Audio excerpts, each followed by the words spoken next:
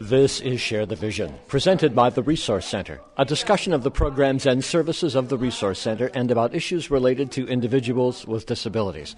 Today, we're at 712 West 8th Street, right at the boat landing in Jamestown, in a beautiful Resource Center facility that overlooks the Chattacoin River and McCrae Point Park. I stand here with Steve Watterson, and something sort of surprising and a little sneaky is about to unfold for our radio listeners here. Steve, would you sort of set the stage for this? Sure, Dennis. We're here today because New York State Office for People with Developmental Disabilities is giving out an employment award for an individual with a disability who has a job. It's called the Works for Me program, and we're going to be giving an award to that individual and also his employer. Now, the employer is here, and they're aware of the award, but the individual who's receiving the award does not know he's coming here for this little award ceremony. He thinks he's just coming here for a meeting. So, yes, it will be a surprise to him when he arrives. The individual's name is Kyle Keller, and longtime listeners of this program will remember that Kyle has received some awards in the past from the Resource Center. He's a very nice young man, very hardworking young man, and he is a hardworking young man at the Home Depot out in West Ellicott. So some officials from the Home Depot are here to receive their award and also to congratulate Kyle on his receiving his award. Now, we're here at 712 West 8th, and it's a building that's been a part of the Resource Center for some time, but I understand that its function has recently changed.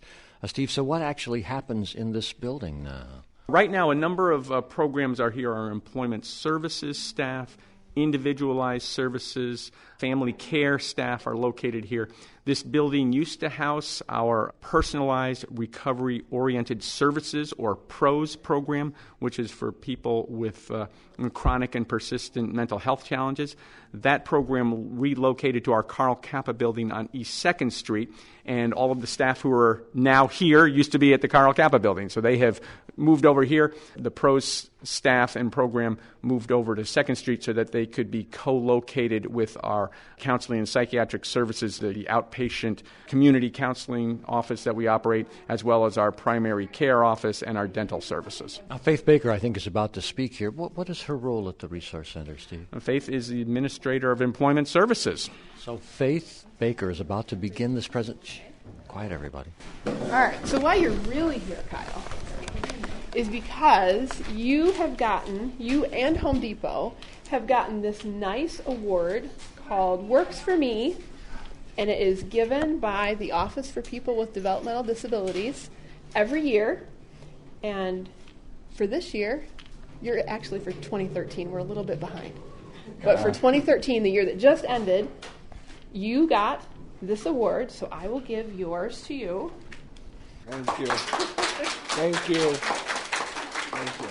You've done a really good job for Home Depot. They were just telling me today what a great job buddy. Thank you.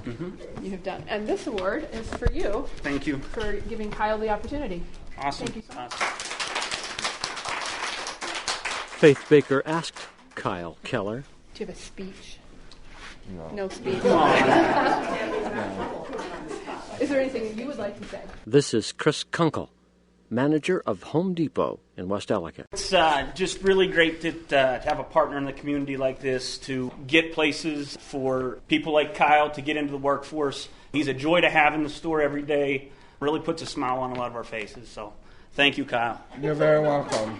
Great job. Thank you. Well, there's coffee and cookies. Please enjoy and spend some time congratulating Kyle. I then took my microphone to Kyle Keller. Kyle, explain what just happened to you here from your perspective, because you came to 712 West 8th Street today, but they didn't really tell you why you were coming. Yes.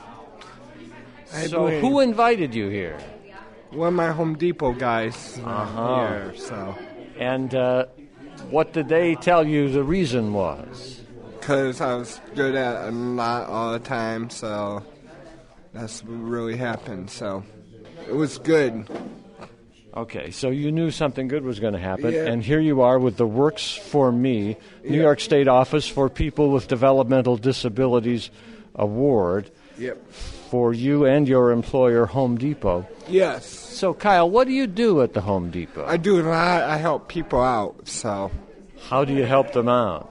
I do a lot. Sometimes they call me and help them out. And you help them find things in the store and things like that? Yep. So you must like working there. I do. And they must like the fact that you work there. Yep, they do. What do you want to say about your bosses there at the Home Depot? Are they pretty good to you? They're pretty good to me. Yes, they're pretty good. I'll leave the room, Kyle. No. That's a man named Chris right behind me. I think he should be next on this interview, don't you? Yeah. Yes. But anything else you want to say to the people who might be listening to this, Kyle, whom you might see at Home Depot from time to time about your working there, or what you can? I want to say thank you for everybody for coming. Well, Kyle, thanks a lot. You're very welcome. Chris, hello. Hello. What is your last name? Conkle. And what is your title there at the Home Depot? I'm the store manager. Well, it's nice to have an opportunity to get to know you.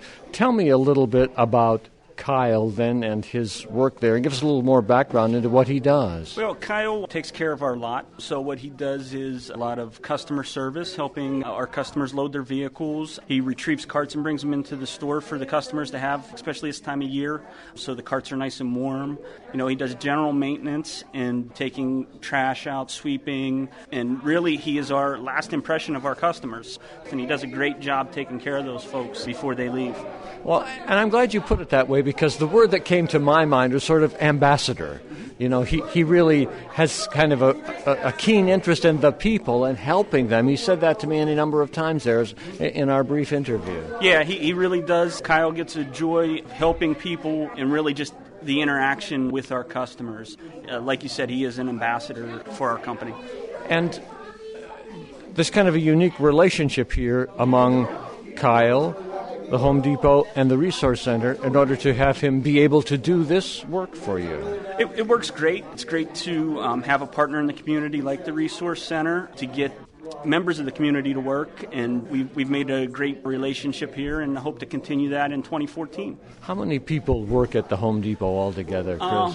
In our store, after we are done with our spring hiring, we'll have roughly 145 associates, both seasonal, full-time, and part-time. So you're a major employer. Yes.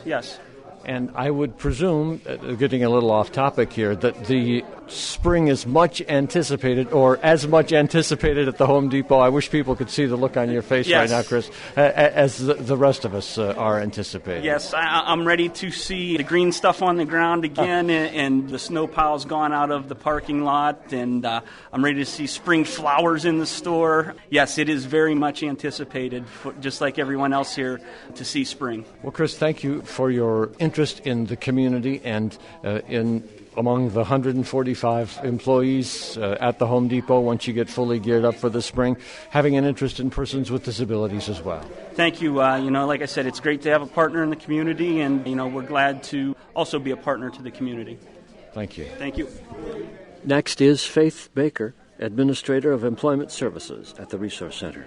Faith, supply some more context for us in terms of today's award winner and the Home Depot and the Resource Center, and how that relationship came to be, and how there may be other relationships like that in the community. Kyle came to our supported employment program right out of high school. We got him his first job at Environmental Services, which is another part of our agency, doing some cleaning. He did that for a few years. I don't remember exactly how many, but he did that for a little while, and then had expressed to us that he would like something different. And we were able to then get him a job with Home Depot, and he's done a fantastic job there. And that's why he was nominated for this award, and we're here today. How long has Kyle been working at the Home Depot? Kyle has been working at Home Depot almost 2 years. His anniversary will be in April. So this has been a great success story then. Absolutely. He's happy, Home Depot is happy, and we're thrilled to be involved with that. Now, his story, I would bet, Faith, is just representative. He's an award winner here today, but his story is representative of others in the community who might not have the opportunity to work if you were not there to provide this kind of connection for them. Absolutely. We have close to 200 people working out in the community as a result of our employment programs. And you're absolutely right. Kyle is just a representative of all of them. Now, Kyle, does not appear to me to be a person with disabilities, but he may have some challenges that I don't know about. But talk to me about the general environment from which you work in terms of the willingness of people in the community, employers in the community, Faith, to take a chance to try and build this relationship.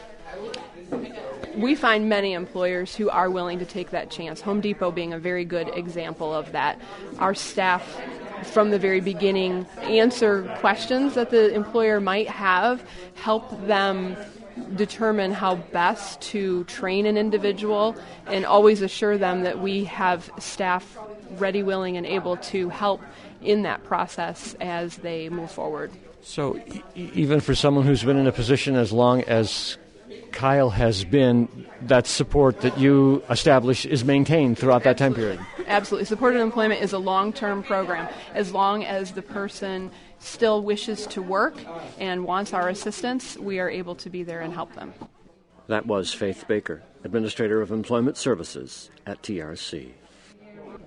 May I speak to you for a moment? Yeah. Well, you're Kyle's mom, I understand. Yeah, I'm Bridget. Bridget. And what is your last name, Bridget? Malinga. Bridget, thank you for taking a moment to speak to me about your son here today and the award that he got. Yeah, I'm very, very proud of him. I can imagine that you are. Now, tell me a little bit about Kyle the person, because he was a little shy when I was talking to him, but tell me about what kind of guy he is. He's a nice, caring person. He'll do anything for any of his friends or anybody. And he has a job at the Home Depot. Yeah. That people at the Resource Center helped facilitate, helped make it possible for him to have. How did you feel about that when you found out he was going to go to work there? Oh, I loved it. I was so happy for him. And what else are Kyle's interests otherwise? He likes to play his PlayStation and watch TV and go bowling and stuff like that. This is a question only a mom could answer, but how old is Kyle? Kyle is 24. 24 years of age. If it weren't for this program and this job at Home Depot, what do you think his life would be like? I think it's a lot better now that he has a job and stuff. I don't think he'd be happy just sitting around at home. He is capable of a lot of things, though. Yes, he lives on his own. He does his own stuff at his house. He cooks himself, and he lives on his own. So he really is a self-sufficient life? Yes, he does. Do you have other children? No. Kyle is your one boy. Yes. I can see even more why you're beaming today, Mom. Yeah, I love it. I'm so happy for him. I'm very, very proud of him. And can he help you find things when you get to the Home Depot? Yeah, he can. He helps anybody. Thank you very much. You're welcome. That is the voice of Bridget Malinga, Kyle Keller's mother. We're celebrating on Share the Vision today the State Works for Me Award, given to Kyle, an employee of the Home Depot, at the Resource Center's location at 712 West 8th Street just a few days ago. Tell me your name. Mary Thomas. And Mary, what is your position here at the Resource Center? I'm a job coach. And you happen to be Kyle, our awardee's job coach. Yes, I am. Okay, well, give us a little bit of the inside story about Kyle. First, he's working through your program, so he is a person with some disability? Yes, yes.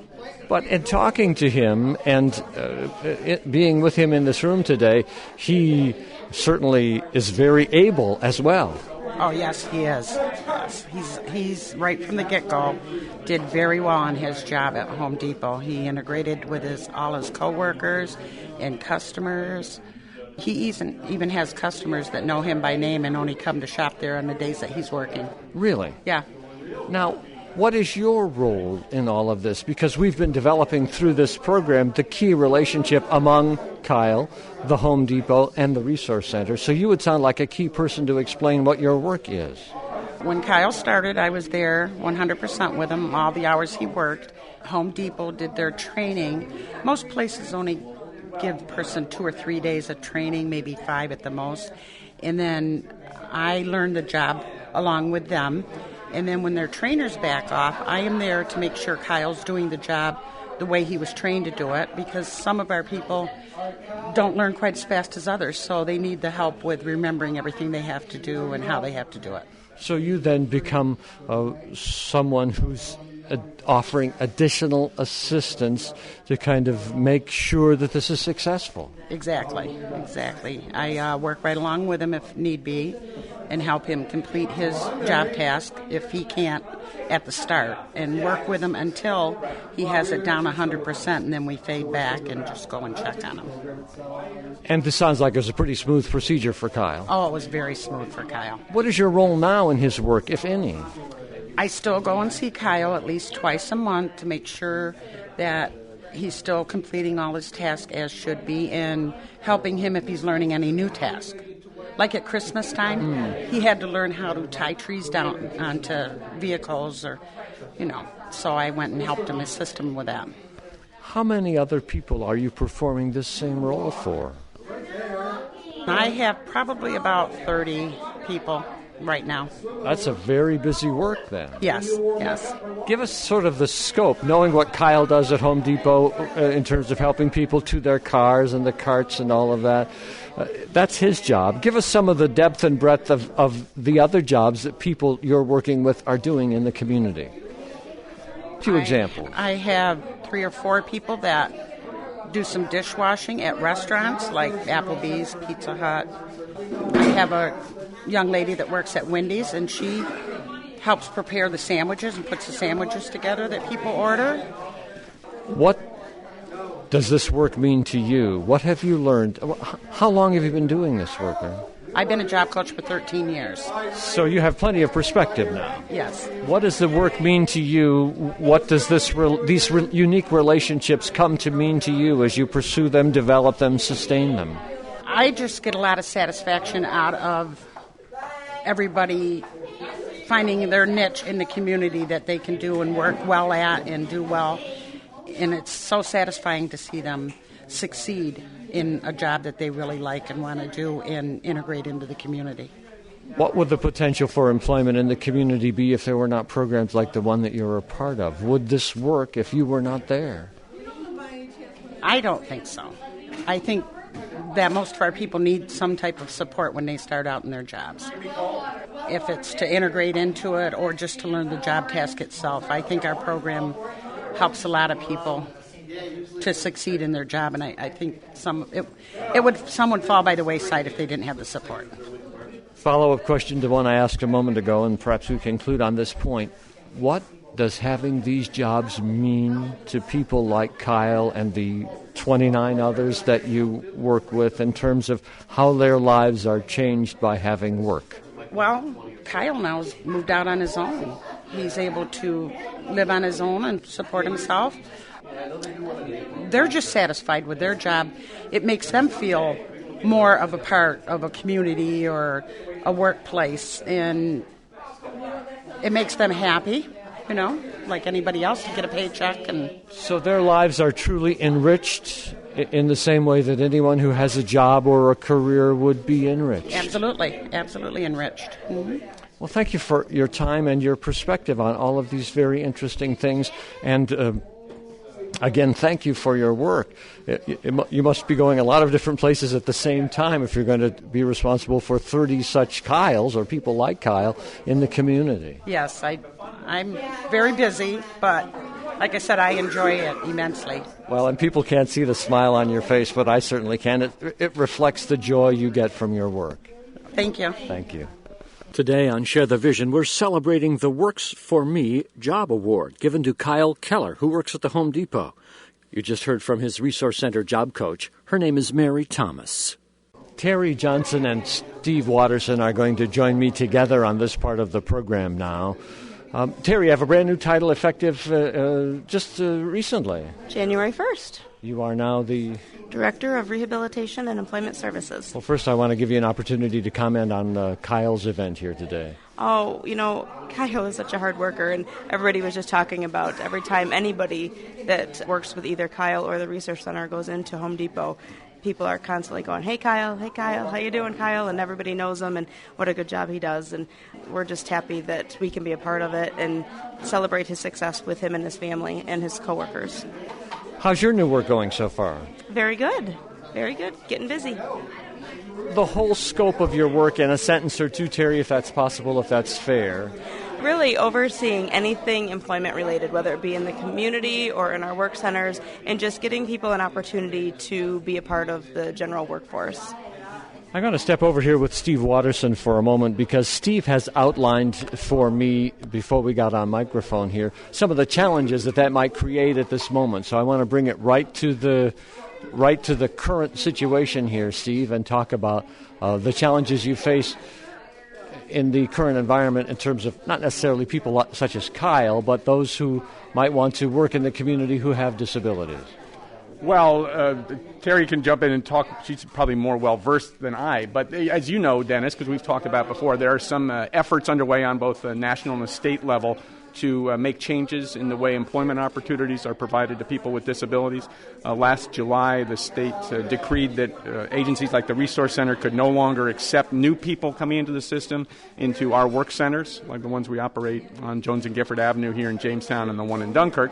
And that has caused us to try to scramble and be creative in coming up with new employment options that, again, Terry can much better address than I. So, Terry, brand new in this job and facing some significant challenges. Yes, absolutely, which is obviously something that I was aware of when I took this position, but I had to laugh when you said that Steve was going to talk about some challenges because I thought this was only a 30-minute show and we weren't going to be able to get them all in there. But yeah, we're really right now, the focus in the push, as Steve said, that's on the state and federal level, is to get people out into the community for all of their services and support. And it's not just employment. I think down the line we're going to see this with a lot of our traditional programs that are based inside of facilities. And so right now what we're trying to spend a lot of time doing is strategizing and finding ways that we can partner with different businesses in the community and different organizations in the community to provide the services that we have typically provided at the Michael J. Raymond Center or the Mary Andrews Center in Dunkirk and provide them in the community. So we're finding some local businesses that are letting us go into their business and have the individuals do some job shadowing. They're not working there, but they're doing some job shadowing, and then they come back and they get their skills and their classroom instruction someplace else. So we're finding more and more businesses that we can partner with in that way so that they can get their services outside of those buildings. To be specific for a moment, what can't you do that you used to do that you now have to sort of recreate? Terry, can you explain that specifically for us? Well, really the key right now is that the push that we're getting is that they don't want people in what they refer to as called sheltered workshops. We call it our work centers. And so they want everybody to get all of their employment services and instructions in the community. So our pre-vocational services is one that was the first one that was challenged to us, that we provide pre-voc services. It's a classroom instructions teaching pre-vocational services to individuals with disabilities. And then they would do some work experience in addition to that. They would go to our work centers for that work experience. That is no longer an option for them to get that work experience inside of the work center. So we're having to find places out in the community for them to get that experience that they can practice the skills that they're learning in the classroom. Well, what about the future of the work center itself then? How will you be able to maintain the staff that you need to do the things that you do there under government contracts or for others if this source of potential employees is no longer there?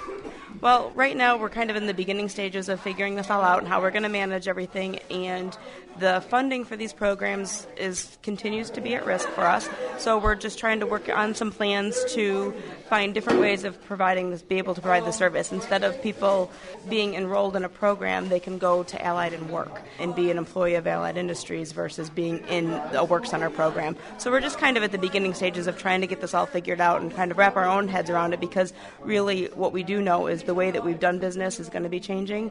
We still have full intentions of having a work center, having the government contracts. We just need to find a different way of kind of managing it from our end. So are these changes in effect now or coming into effect now? What is or was the timetable? Well, as of July 1st of 2013, that was when we were no longer allowed to enroll any new individuals into those programs. So we're kind of waiting for a plan to get approved from the state for us to be able to move forward with getting people out into the community.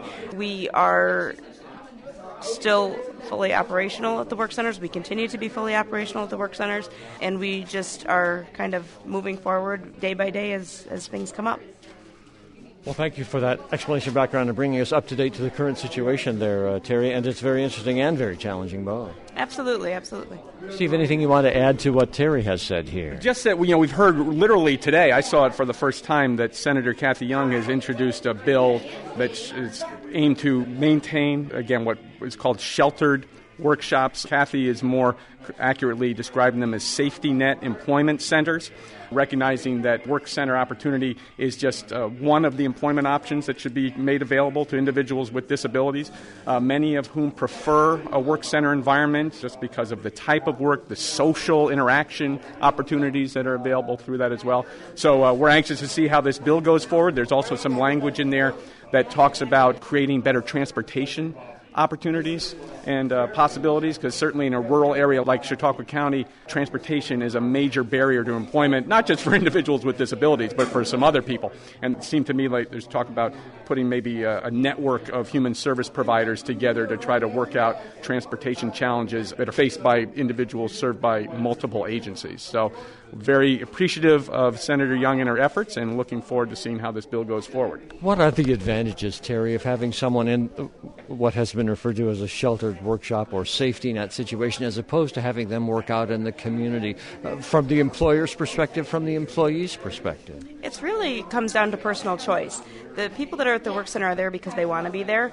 Some people may have had a job in the community before, and for one reason or another it didn't work out. It could have been because of transportation. It could be because they didn't want to do that job anymore. I have an uncle who works at the work center, and several years ago when I started working in employment services, suggested that he get a job in the community, and he would be very good at that, and he didn't speak to me for several months because he didn't want that. He's been there for 40 years, and that's what he wants to do, and he didn't want to do anything different. And I think that's really what we need to focus on, is it's people's choice. People are there because they want to be there, not because we're forcing them to be there, not because they don't have any other options. We give everybody the options. If they want to get a job in the community, we'll go through the process to get them enrolled in supported employment. But we need to recognize that there's people that are there because they want to be there, and we don't want them to not have that option for them.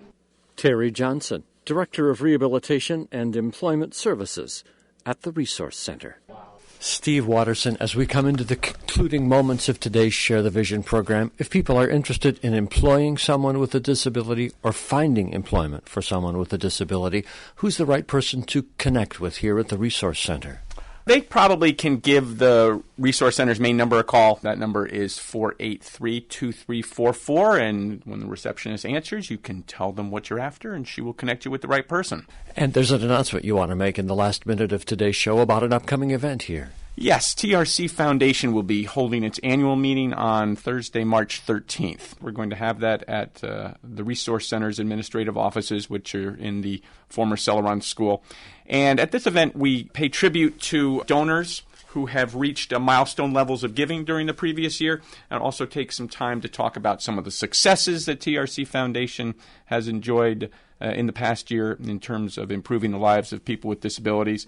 And then we're also going to give out some awards. This year's Volunteer of the Year award is going to go to Ron Hassan for all of the work he's done in connection with Street Jam and making sure that we keep everybody safe and sound during the basketball tournament, and if they get injured, that they receive prompt and excellent medical care. And then we're also going to recognize the Flying Flamingos, a group of people from the North County who have raised some money for the Kathy Seastead Fund every year by dressing up in pink and running in the turkey trot race in Buffalo on Thanksgiving morning. And then we're also going to recognize the Peelman family from Randolph. They have done a lot of fundraising and support for the Step Up for Autism event that we have every September. And they've just really done an outstanding job, not just their direct family, their extended family, and their friends in supporting this effort. So we want to pay tribute to everything that they've done. What's the date of this event, Steve? TRC Foundation's annual event will take place Thursday, March 13th. And you want reservations by? Thursday, March 6th. And people should contact you? They should give Vicki Bardo a call at 661-1477. And to you, Steve Watterson, and to Kyle Keller and everyone on the program, thank you for sharing the vision today.